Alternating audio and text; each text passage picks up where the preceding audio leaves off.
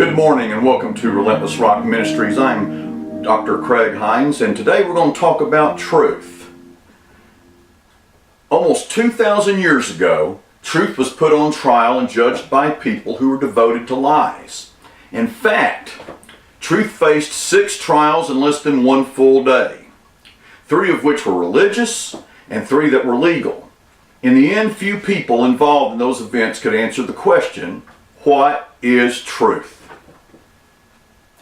After having been arrested, the truth was first led to a man named Ananias, a corrupt former high priest of the Jews.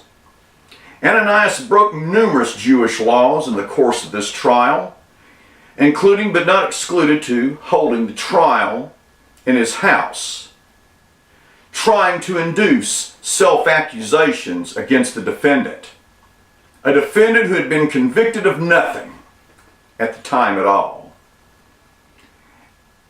After Ananias, the truth was then led to the reigning high priest, Caiaphas, who happened to be Ananias' son-in-law. Before Caiaphas and the Jewish Sanhedrin, many false witnesses came. They came forward to speak against the truth, yet nothing, and I mean nothing, could be proved, and there was never any evidence of wrongdoing that could be found at all. Caiaphas broke no fewer than 7 laws while trying to convict the truth. The first of all, the trial was held in secret. Secondly, it was carried out at night. Third, it involved bribery. Fourth, the defendant had no one present to make a defense for him. Fifth, the requirement of 2 to 3 witnesses could not be met. 6, they used self-incriminating testimony against the defendant. 7, they carried about the death penalty the same day. All of these actions were prohibited by due process of law, Jewish law. And regardless, Caiaphas could care less. Caiaphas declared the truth guilty because the truth claimed to be God in the flesh, something Caiaphas called blasphemy. When morning finally came, the third trial of the truth took place, with the result that the Sanhedrin pronounced that the truth should die. However, the Jewish council had no legal right to carry out the death sentence or the death penalty, so they were obligated by Roman law to bring the truth to the Roman governor at the time. The Roman governor's name was Pontius Pilate. Pilate was appointed by Tiberius as the 5th prefect of Judea, and served in that capacity from AD 26 to AD 36. The procurator had the power of life and death and could reverse capital sentences that were passed by the Sanhedrin court. Now, as the truth stood before Pilate, more lies were hurled and brought against the truth. His enemies said, "We found this man misleading our nation. And not only misleading our nation, but forbidding taxes to Caesar and saying that he himself is Christ, a king."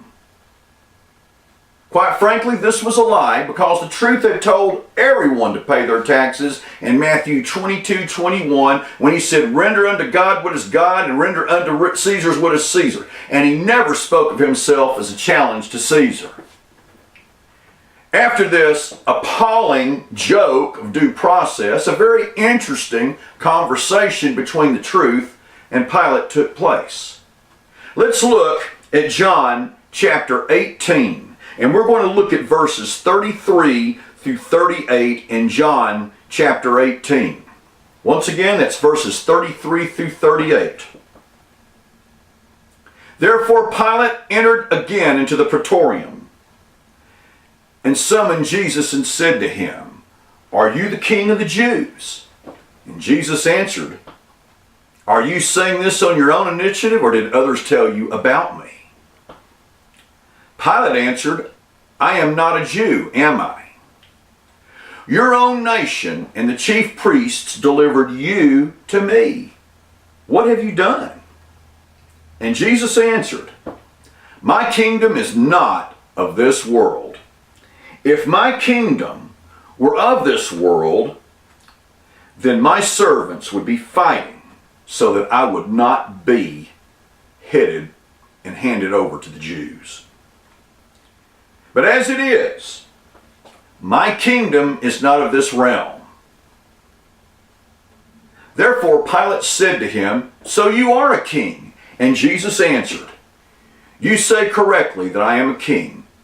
For this I have been born, and for this I have come, into a world to testify to the truth. Everyone who is of the truth hears my voice." And Pilate said to him, "What is the truth?" Pilate's question, "What is truth?" has been reverberating down through history for the last 2,000 years. Was it a melancholy desire to know what one else could tell him? A cynical insult? Or even perhaps an irritated and indifferent reply to Jesus' words? In a postmodern world that denies that truth can be known, the question is more important than ever. It is more important to answer the question, what is truth? In defining truth, it is first helpful to note what truth is not. Truth is not simply whatever works. Truth is the philosophy of pragmatism, an ends versus mean approach. In reality, lies can appear to work, but they are still lies and not the truth. Truth is not simply what is coherent. Truth is not simply what is understandable. A group of people can get together and form a conspiracy based on a set of falsehoods where they all, and I mean they all, agree to tell the same false story. But it does not, and I repeat, does not make their presentation true. Truth is not what makes people feel good. Unfortunately, bad news can be true. Truth is not what the majority says is true. 51% of a group can reach a wrong conclusion. Truth is not comprehensive. It is not a lengthy, detailed presentation that can result in a false conclusion. Truth is not defined by what is intended. Good intentions can still be wrong. Truth is not how we know. Truth is what we know. Truth is not simply what is believed. A lie is still a lie. Truth is not publicly proved. A truth can be privately known. For example, the location of buried treasure. The Greek word for truth is aletheia, which literally means hiding nothing.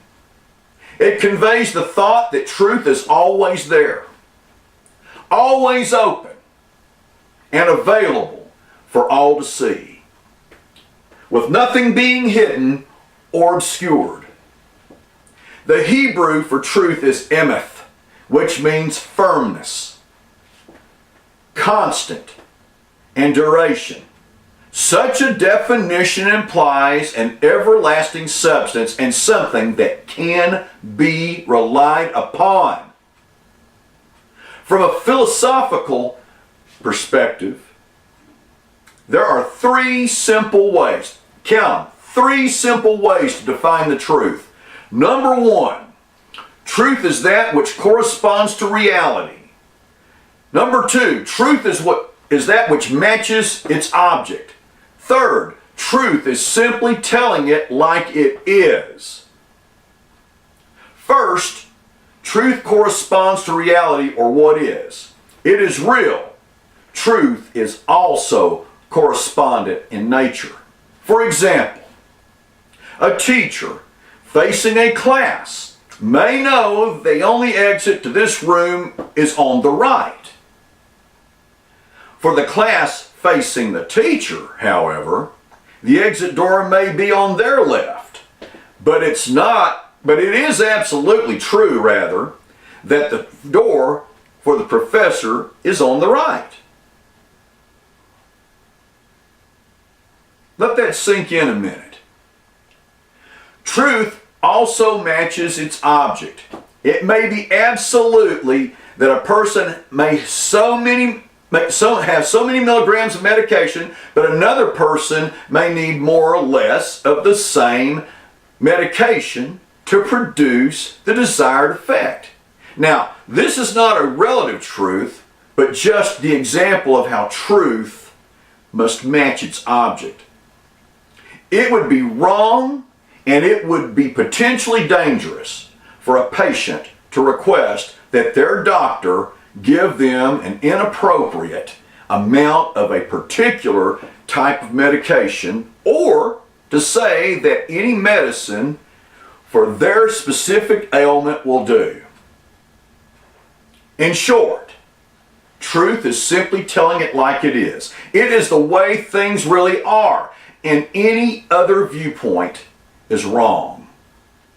A foundational principle of philosophy is being able to discern between truth and error. Or, as Thomas Aquinas once observed, it is the task of the philosopher to make distinctions. In today's society, there are many challenges to the truth. Aquinas' words are not very popular today, and making distinctions seems to be out of fashion in a postmodern era of relativism. It is acceptable today to say this is true as long as it is not followed by, and therefore it is false. This is especially observable in matters of faith and religion and politics, where every belief system is supposed to be on equal footing where truth is concerned. There are a number of philosophies. There are a number of worldviews that challenge the concept of truth. Yet when each is critically examined and put under the microscope, it turns out to be self-defeating in nature. The philosophy of relativism says this, that all truth is relative and that there is no such thing as absolute truth. But we need to ask ourselves this question. Is the claim, all truth relative, a relative truth or an absolute truth? If it is a relative truth, then it really is meaningless. How do we know when and where it applies? If it is an absolute truth, then absolute truth exists. Moreover, the relativist betrays his or her own position when they state that the position of the absolutist is wrong. Why can't those who say absolute truth exists be correct too? In essence, when the relativist says there is no truth, he is asking you not to believe him. And the best thing to do is to follow his advice. Seriously, don't believe him. Those who follow the philosophy of skepticism simply doubt all truth. But is the skeptic skeptical of skepticism? Does he doubt his own truth claim? If so, then why pay attention to skepticism? If not, then we can be sure of at least one thing. In other words, absolute truth exists. skepticism, which ironically becomes absolute truth in that case. The agnostic says you can't know the truth. Yet the mindset, is self-defeating because it claims to know at least one truth. And that one truth is that you can't know the truth. The disciples of postmodernism simply affirm no particular truth. The patron saint of postmodernism, Friedrich Nietzsche, described truth like this. What then is truth? A mobile army of metaphors, metonyms, and anthropomorphisms. Truths are illusions, coins which have lost their pictures and now matter only as metal, no longer as coins. Now, ironically, although the postmodernist holds coins in his hands that are mere metal, he affirms at least one absolute truth. The truth that no truth should be affirmed. Like the other worldviews that I've been talking about, postmodernism is self-defeating and cannot stand up under its own claim. Let me repeat that. Postmodernism is self-defeating and cannot stand up under its own claims. Another popular worldview is pluralism, which says that all truth claims are equally valid. Of course, this is impossible. Can two claims, one that says a woman is now pregnant and then another that says that she is not now pregnant, both be true at the same time? Pluralism unravels at the feet of the law of non-contradiction, which says that something cannot be both A and non-A at the same time and in the same sense.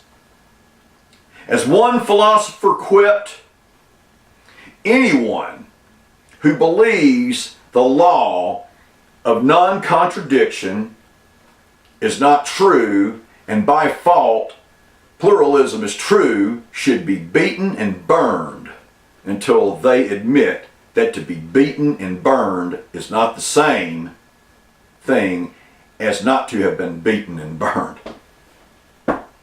Also note that pluralism says that all is true and anything that is proposed to it is false, which is a claim that denies its own foundational tenet. The spirit behind pluralism is an open-armed attitude of tolerance. However, pluralism confuses the idea of everyone having equal value with every truth claim being equally valid. More simply, all people may be equal, but not all truth claims are. Pluralism fails to understand the difference between opinion and truth. A distinction Mortimer Adler notes: pluralism is desirable and tolerable only in those areas that are matters of taste rather than matters of truth. When the concept of truth is maligned, it is usually for one or more of the following reasons that I am about to go over with you now. One common complaint against anyone claiming to have absolute truth in matters of faith and religion is that such a stance is, quote, narrow-minded, end of quote. However, the critic fails to understand that by nature, truth is narrow. Is a math teacher narrow-minded for holding to the belief that 2 plus 2 equals 4? Another objection to truth is that it is arrogant to claim that someone is right and another person is wrong. However, returning back to our math example, Is it arrogant for a math teacher to insist on only one right answer to a math problem? Or is it arrogant for a locksmith to state that only one key will open a locked door?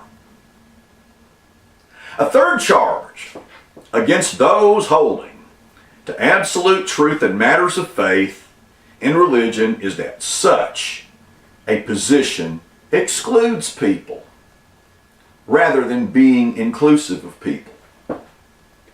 But such a complaint fails to understand that truth. By nature, excludes its opposite. All answers other than 4 are excluded from the quality of what 2 plus 2 truly equals. Yet another protest against truth is that it is offensive, it is divisive to claim one has the truth. Instead, the critic argues, all that matters is sincerity. The problem with this position is that truth is immune to sincerity. Truth is immune to belief and truth and desire. It doesn't matter how much sincerity one believes that a wrong key will fit a door, the key still is not going to go in and unlock the door that needs to be opened. The truth is also unaffected by sincerity. Someone who picks up a bottle of poison and sincerely believes that it is lemonade will still suffer the unfortunate effects of the poison. Finally, truth is impervious to desire. A person may strongly desire that their car is not run out of gas, but if the gas gauge tells you that the tank is empty and the car will not run any farther, then no desire in all of the world is going to miraculously cause that car to keep going. Now, some will claim that absolute truth exists, but then such a stance is only valid in the area of science and certainly not in matters of faith and religion. This is a philosophy known as logical positivism, which was popularized by philosophers such as David Hume and A.J. Ayer.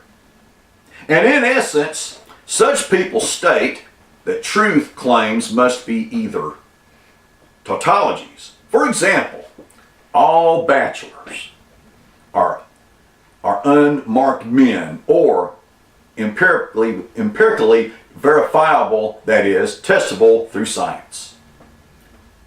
To the logical positivist, all talk about God is nonsense. Those who hold to the notion that only science can make truth claims fail to recognize is that there are many realms of truth where science is impotent. Let me give you an example. Science cannot prove the disciplines of math and logic because it presupposes them. Science cannot make physical truths such as mine's than my own not exist. Science is unable to provide truth in the areas of morals and ethics. You cannot use science, for example, to prove the Nazis were evil. Science is incapable of stating truths about aesthetic positions, such as the beauty of a sunrise. Lastly, when anyone makes a statement, science is the only source of objective truth, they have made a philosophical claim which cannot be tested by science. And there are those who say that absolute truth does not apply in the area of morality. Yet the response to the question, is it moral to torture and murder an innocent child, is absolute and universal. No, or make it more personal. Those who espouse relative truth concerning morals always seem to want their spouse to be absolutely faithful to them. So, why is it so important to understand and embrace the concept of absolute truth in all areas of life, including faith and religion?